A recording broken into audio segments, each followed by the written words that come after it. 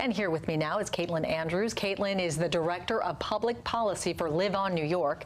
Katelyn, thanks again for being here. I really appreciate it. Can you tell folks at home who don't know what LiveOn New York is, can you tell us about what your group does? Sure. So LiveOn New York has been around in the city for about 40 years now, and we have been advocating for seniors to have a voice in local government and state government, and to ensure that the services that an older adult might need as they grow old are in place and are accessible and available to all seniors, no matter your income, race, ethnicity, whatever it may be. You have services here in New York City. Now, the topic we've been speaking about here at CBSN is affordable housing.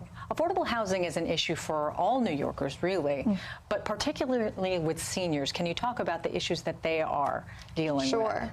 So seniors, by and large, are experiencing rent burden, where the majority of your fixed income, your Social Security, is going towards rent, leaving little to be left over for the basic necessities, food, medicine, whatever it may be that you're now having to choose between. And if you're in that position, it's hard to find housing. It's hard to find a place that doesn't have a waiting list that's 7 to 10 years. We found 200,000 older adults on waiting lists for one type of affordable housing alone just in New York City. And sadly, these folks are the people that don't have that time to wait. Absolutely. That's what we always say. Can you imagine as a senior at 72 being told it's a 10-year wait?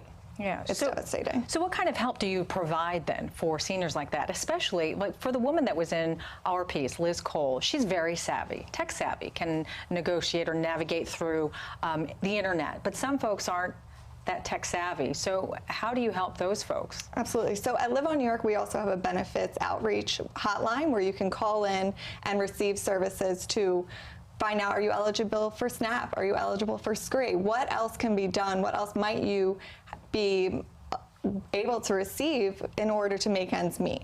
And that's just one thing, but additionally, it's important to go to your community-based service providers and talk to a case manager to say, what can I do? What waiting list can I get on now before it's too late? But then there are those seniors that maybe don't have a support system. How do they even become aware of these things?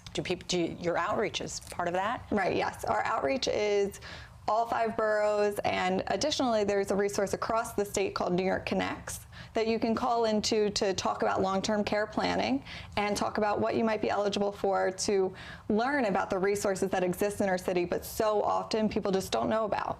Now let's talk about the de Blasio administration's plans for housing.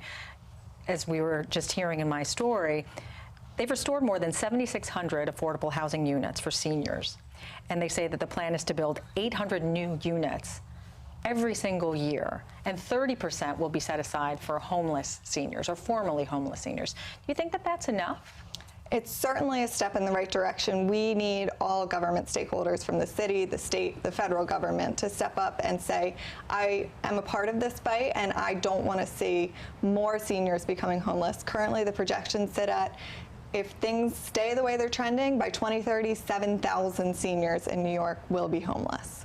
That's daunting, and we need every level of government to step up and see what investment can I make. Because it takes a village to build these buildings in every single neighborhood, and we need neighborhoods to say, build here. I'm a place that is accepting and willing to have a new building that will house my neighbor, my grandmother, myself potentially. And sadly, like Ms. Cole had said to me, she feels like some seniors, or really most seniors, don't have a voice. So you really are, your group really is a voice for them. That's our goal. That's our goal. Well, we do appreciate the work that you do, and thanks for being here. Thank you. This afternoon. Thank you for having me.